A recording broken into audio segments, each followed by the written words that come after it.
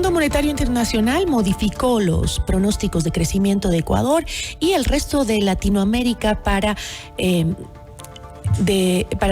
2023 y 2024. Esto a través de su nuevo informe de perspectivas económicas mundiales. ¿Qué proyecciones tiene el país y la región? La entrevista a la carta, en diálogo directo con los protagonistas de los hechos. Nos acompaña Larry Yumibanda, analista económico, para conversar acerca de las proyecciones de crecimiento. Justamente, ¿cómo está? Muy buenas tardes. Buenas tardes, Gisela. Buenas tardes también a la audiencia. El documento, el Fondo Monetario sostiene que el Producto Interno Bruto, el PIB, aumentará 1.4% en 2023. Eso equivale a la mitad de la previsión de inicios de año, cuando sostuvo que la economía crecería 2.9%. Y la perspectiva para 2024 también disminuye al pasar de 2.8 a 1.8. ¿A qué se debe, economista, esta disminución de las proyecciones económicas? ¿Se refiere a las previsiones económicas de Ecuador? Sí. Sí. Si es en función de las previsiones económicas del Ecuador, se debe a varios factores. Primero, en el mundo existe dos fenómenos: una desaceleración mundial y un proceso de desinflación. Y eso automáticamente ha hecho que, por ejemplo, América Latina también ha generado procesos de crecimiento lento, crecimiento bajo, y el Ecuador también no es ajeno a aquello. Pero, ojo, no es una cuestión que aparece recién estos niveles de crecimiento, ojo, por el país. Esto ya se viene arrastrando desde el año 2015. Por eso que nosotros hemos dicho de que se está gestando un proceso de decenio perdido que involucra la tasa de crecimiento del 2015 hasta el 2024, que ya muestra datos, no solamente el FMI, sino también el propio Banco Central, con una tasa de crecimiento promedio en 10 años, 2015 hasta 2024, del 0.4%. Es un nivel de crecimiento sumamente bajo para el país, y eso evidencia también el deterioro de los indicadores sociales y los procesos de migración en marcha que ya superan más de 100.000 ecuatorianos que han salido del país en los últimos 2 años. ¿Pero qué indicadores afectan directamente al crecimiento del PIB y en la región? A ver, hay varios indicadores. Por ejemplo, vemos que el nivel de inversión privada y pública no despega, sigue siendo muy bajo para sostener un ritmo de crecimiento importante.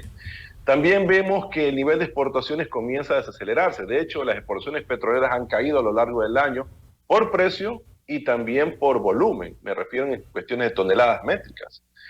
También hemos visto que de alguna otra forma, estamos hablando para el Ecuador, de que la inversión pública viene del gobierno de Correa, una franca desaceleración. Parece que los gobiernos ya están buscando otros mecanismos de generar algún tipo de inversión, pero en lo que tiene que ver con inversión pública ha sido sumamente bajo, especialmente en los últimos años. ¿Y la inestabilidad política en Latinoamérica afecta las previsiones económicas?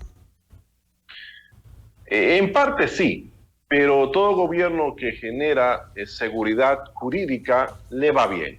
Entonces, yo creo que América Latina le ha faltado, de alguna otra forma, gobiernos estables, con reglas claras, destacar prácticamente el rol de la iniciativa privada, el rol de la iniciativa pública, y de alguna otra manera esto ha hecho que América Latina en general, inclusive la CEPAL, ha hablado ya de una nueva década perdida. Nosotros no podemos hablar de década perdida porque cuando hablamos de década perdida tiene que ser 10 años completos, no intermedios. Y para nosotros, justamente el 2015 arranca el problema.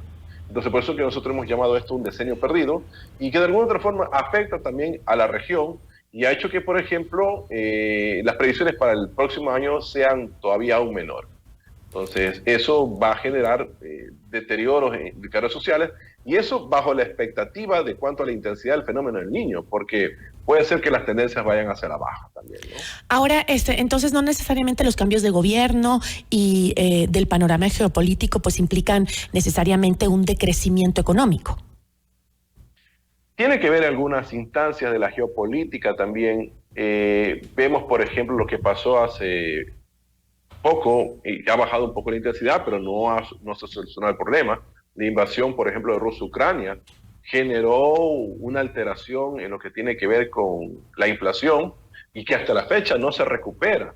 Por ejemplo, la inflación mundial, estamos hablando, fue del 9% en el 2022.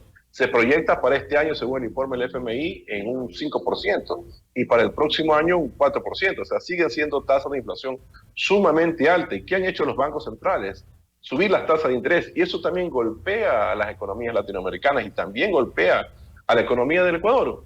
Entonces, eso ahí tiene que pasar. Vamos a ver si ya para el 2024 y 2025 las tendencias comienzan a variar. Esperemos que los conflictos que se generan por la geopolítica también terminen, porque es el momento de alguna otra forma que las economías avanzadas, que según la cifra del FMI también han mostrado una fuerte desaceleración, comienza a recuperarse. China también logre superar la crisis inmobiliaria que tiene, comienza a recuperarse y de hecho también la región aproveche también esa recuperación de las economías tanto desarrolladas como emergentes y también vuelva a crecer. Y Ecuador está en esa misma línea también. Y Larry, ¿cómo explicamos el caso de Brasil, por ejemplo, que estaba leyendo que el fondo espera ahora un crecimiento de 3.1%, un punto más de lo que calculaba en julio, debido, según dijo, a la boyante agricultura y la resiliencia del sector de servicios registrados en la primera parte del año, entre otros factores? Pero, ¿qué condiciones se juntan justamente para que los países que presentan para aquellos países que presentan un mayor crecimiento, digamos, del PIB en la región, como Brasil? Bueno, ya Brasil recuperó sus niveles de prepandemia. Depende mucho del enfoque que le da la política económica, ¿no? Te acaba de decir la agricultura. Eso no pasa en el Ecuador. Por ejemplo, el agro prácticamente está abandonado desde prácticamente ya estamos hablando 15 años aproximadamente. Inclusive, ¿volver al campo sería una alternativa? Estamos importando arroz desde Uruguay y eso es inadmisible en una economía totalmente agrícola. Volver a ver la vista a la agricultura, al campo, ¿podría ser una alternativa importante para nosotros? Tiene que haber política de Estado para fomentar la agricultura, pero también tiene que haber política de Estado para fomentar la industrialización. Yo creo que eso es importante y le pongo un ejemplo, Vietnam. Vietnam en los últimos 25 años, una economía que ha sufrido la guerra de Vietnam, ha crecido a tasa de crecimiento promedio, estamos hablando de 25 años, del 5.5%. Entonces, ¿qué es lo que ha originado ese crecimiento importante de Vietnam? No se diga a los otros países del sudeste asiático. El proceso de industrialización. Entonces, nosotros tenemos que aprovechar lo que tenemos. O sea, tenemos una industria que hay que potencializarla. Tenemos un sector agrícola que está ahí abandonado y que hay que reactivarlo y llevarlo a un segundo nivel, hacia la tecnificación, hacia el tema de coordinación público-privado para que la agricultura se convierta en un sector estratégico para el país. Pero también hay otros temas, Larry, y es el de la inseguridad, ¿no? Que ha afectado incluso el flujo de exportaciones, y esto se podría traducir también en un estancamiento de la economía. Bueno, no hay trabajos científicos con respecto a ese tema, pero puede ser que incida en la forma de hacer negocios. Puede ser que eso incida, y eso ya le corresponderá en este caso al gobierno, al próximo gobierno, tratar de mitigar estos problemas de inseguridad. Pero insisto, la economía sigue marchando. Yo creo que más allá del tema de inseguridad, que es un problema, yo creo que hay que establecer líneas claras en materia de alguna otra forma, impulsar la agricultura, impulsar la industria, fortalecer la dolarización. Yo creo que eso va a ser importante y crucial de cara a los próximos años. Y eso también, debería... de alguna otra forma, tratar para el Ecuador decidir reglas claras. Las reglas deben ser totalmente claras para seguir impulsando una especie de liberalismo a la ecuatoriana que permita generar prosperidad compartida para todos los ecuatorianos. De esta manera es como debería ocupar el gobierno estas proyecciones que acabamos de ver.